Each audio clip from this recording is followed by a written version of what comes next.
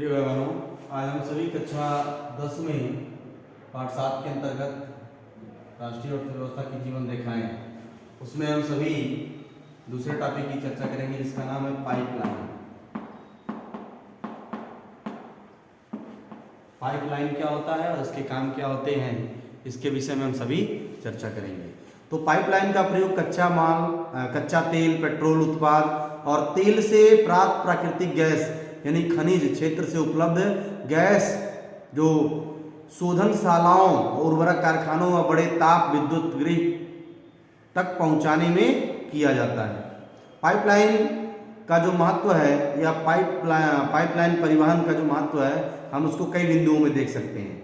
जैसे पहला बिंदु है, ठोस पदार्थों को तरल अवस्था में परिवर्तित कर पाइपलाइन के माध्यम से गंतव्य स्थान तक पहुंचाया जाता है। सुदूर आंतरिक भागों में स्थित जो शोधनशालाएं हैं, ठीक है, उन जैसे कि आप अभी वर्तमान में मैं आपको एग्जांपल दे सकता हूं, जैसे बरौनी है, मथुरा है, पानीपत है, ठीक है, और गैस पर आधारित उर्वरक कारखाने जितने भी, इसकी स्थापना पाइपलाइन के कारण ही संभव हो पाई है। पाइपलाइन बिछाने की प्रारंभिक लागत अधिक है, लेकिन इसको चलाने की लागत जो है वो सबसे न्यूनतम है, ठीक, और सामानों के परिवहन में देरी तथा हानियां इसमें नहीं के बराबर है, ठीक है। इसलिए हमको यह एक बेहतर परिवहन के रूप में हमको देखने के लिए मिलता है। इसमें कई प्रकार के उदाहरण भी आप देख सकते हैं। जैसे प्रमुख पाइपलाइन जो नेटवर्क है उसके बारे में आप जान सकते हैं। जैसे ऊपरी असम के क्षेत्रों से तेल के क्षेत्रों से गुवाहाटी, बरौनी, इलाहाबाद के रास्ते कानपुर यानी उत्तर प्रदेश तक, ठीक है, बिछा हुआ है इसका नेटवर्क। गुजरात में सलाया से बीरम गांव तक, गुजरात में सलाया से बीरम गांव, मथुरा व सोनीपत के रास्ते पंजाब से जालंधर तक इसका नेटवर्क फैला हुआ है, ठीक है। इसी प्रकार से देश की सबसे बड़ी 1220 किलोमीटर की गैस पाइपलाइन गुजरात के हजीरा को उत्तर प्रदेश के जगदीशपुर से मिलाती है और यह मध्य प्रदेश के विजयपुर के रास्ते से निकलती है, ठीक है। यानी इसकी जो कुल दूरी है 1220 किलोमीटर की है। इस प्रकार से हम गैस पाइपलाइन का नेटवर्क देख सकते हैं। दूसरा है जल परिवहन, ठीक है। पाइपलाइन के बाद आता है जल परिवहन,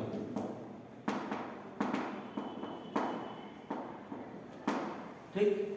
जल परिवहन में परिवहन का सबसे सस्ता साधन है। यह भारी और जो स्थूल वस्तुओं के संचालन हेतु अनुकूल होता है। यह परिवहन साधनों के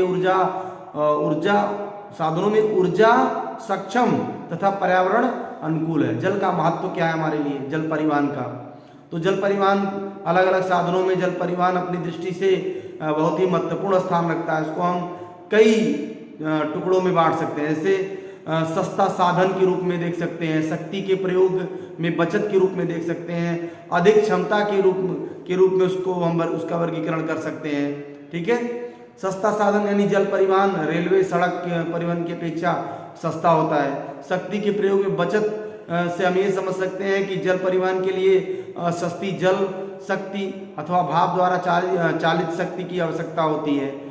अधिक क्षमता के आधार पर तो रेल तथा सड़क यातायात के साधनों की तुलना में हम जलयान का जो सामान होता है उसमें हम ज़्यादा क्षमता यानी अधिक भार में उसको हम ले जा सकते हैं। भारी वस्तुओं के लिए उपयुक्त है, ठीक है। जैसे कोयला है, पत्थर है, लकड़ी है, खनिज है, तेल है, धातुएं हैं, मशीन है आदि के परिवहन के लिए जलयान सबसे उपयुक्त साधन। दुर्गम क्षेत्रों के लिए यह एकमात्र साधन के रूप में हमको देखने के लिए मिलता है। नहीं जहाँ पर रेल परिवहन, सड़क परिवहन, ठीक है, पाइपलाइन नहीं जा सकता है, वहाँ पर हम केवल एकमात्र साधन जल परिवहन के रूप में देखते हैं। इस प्रकार से हमको कई उदाहरण देखने के लिए मिलते हैं। विदेशी व्यापार का सर्वोपरि साधन है, ठीक है। उसके बाद प्राकृतिक दृष्टि से महत्वपूर्ण है हमारे लिए। भारत का जो तटीय विस्तार है लगभग 7517 किलोमीटर लंबा समुद्री तट है हमारा, ठीक है, और जल परिवहन के लिए उपयुक्त है। और इसका समुद्र तटीय क्षेत्र विशाल होने के कारण यहाँ जल परिवहन की जो संभावनाएं हैं वो अपार है। कम पूंजी की आवश्यकता भी होती है इसमें। सड़क या रेल तथा वायु यातायात की तुलना में जल यातायात के साधनों में कम पूंजी की आवश्यकता होती है। अब इसमें हमने दो चीज़ों को पढ़ा था, ये भी दो प्रकार की होती है, एक आंतरिक जल परिवहन होता है, ठीक है, और एक जल मार्ग होता है। ठीक, तो आंतरिक जल परिवहन अर्थात भारत में अंतःजलीय यानी नौ संचालन जल मार्ग को हम आंतरिक जल परिवहन के नाम से जानते हैं, जो 14,500 किलोमीटर तक फैला हुआ है या लंबा है। इसमें केवल 5,685 किलोमीटर मार्ग ही मशीनीकृत नौकाओं द्वारा तय किया जाता है। ठीक है, दूसरा है जैसे जल मार्ग है, हल्दिया से प्रयागराज इलाहाबाद में जो पड़ता है कि मध्य भाग गंगा जल मार्ग और 1620 किलोमीटर लंबा है, यह सबसे लंबा जल मार्ग है। ठीक है, यानी ऊपर की तरफ से आप परिवहन की यात्रा कर सकते हैं। उसके बाद समुद्री परिवहन है। ठीक है, समुद्री परिवहन में समुद्री तटों पर स्थित प्रमुख पत्तनों का लगभग देश का 95% विदेशी व्यापार संचालित होता है। देश की मुख्य भूमि का लगभग 7516.6 किलोमीटर लंबी तटरेखा पर 12 बड़े और 187 मध्यम व छोटे बंदरगाह स्थित हैं। इस प्रकार से हम समुद्री परिवहन और आंतरिक परिवहन को देख सकते हैं। ठीक है, इसके बाद आता है वायु परिवहन। तो वायु परिवहन की चर्चा हम कल करेंगे, तब तक इसको आप समझ करके और इसका नोट्स भेज देंगे, आप सभी अपनी कॉपी में लिख लीजिएगा। धन्यवाद।